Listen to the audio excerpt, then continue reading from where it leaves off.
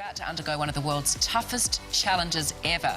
He's attempting the longest ever solo journey across Antarctica. Yeah, he's mad. And for such a special world record, you need some very special preparation. So Dr. Jeff Wilson joins us now with friend and former NRL star Will Zillman. And boys, I mean, you're in the freezer this morning. I think you better give us a bit of context as to why. Yeah, we're doing a gear test, and I've challenged Will to an hour at -15. So he's come off the footy field to come into the freezer. On the Gold Coast, it's about the best training we can find. And tell us, Will, if you can talk, how is the gear holding up? How are you feeling? Look, it's good. I'm all puffed up like the Michelin Man, but I'm warm, and that's the most important thing. So we just thought you'd let yourself go after your footy career ended. So you're 40 minutes in so far. But Jeff, can you tell us a bit about the expedition you're about to undertake? You know, what it involves exactly?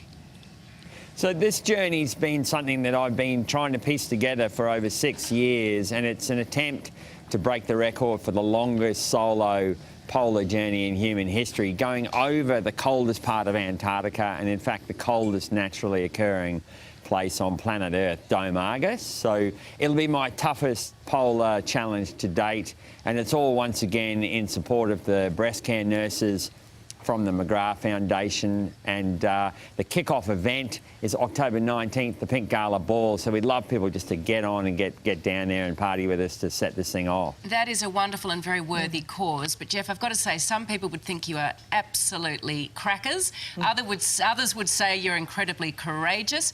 Explain to us what motivates you, what goes through your mind to not just think up something like this, but to actually execute it. It's been a really tough one. I've spent 15 years developing the kite skills, the ski skills, the navigational skills, and I think the mental fortitude to take on 90 days solo in the most remote, brutal part of the planet. So for me, it's almost as though I've developed the skill set and now I've got the arena. I still can't quite believe we pulled it off, to go and test those skills and see if we can bag another polar record for Australia. We're really the Jamaican bobsled team. Who trains in a freezer, for crying out loud? We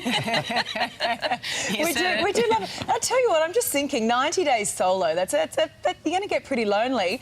I mean, Will's now spent 40 minutes in the freezer. He's basically an expert. Maybe Will can come along with you. Your wingman.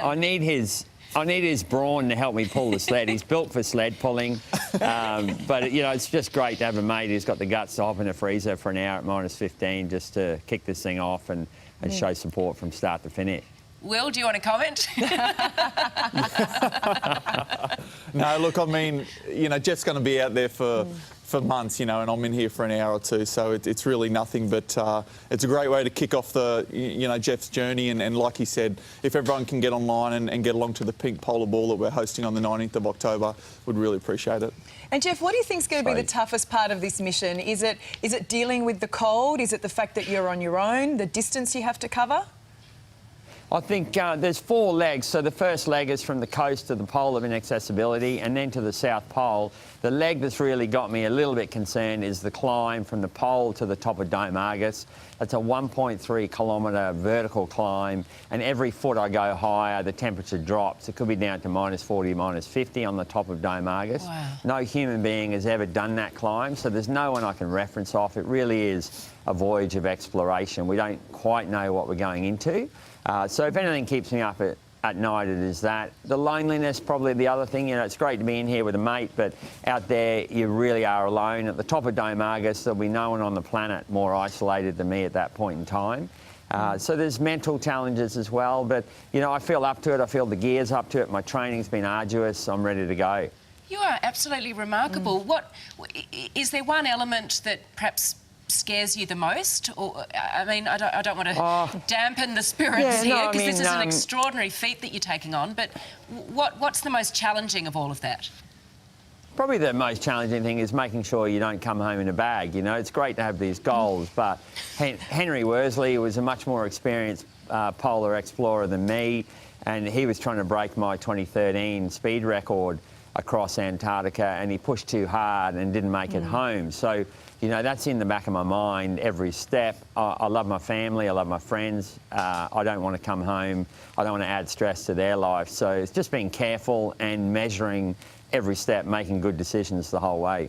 Well, we have no doubt you're the man to do it. And just to very quickly, Will, I mean, you're a former Raiders player. A little bit pumped for this weekend?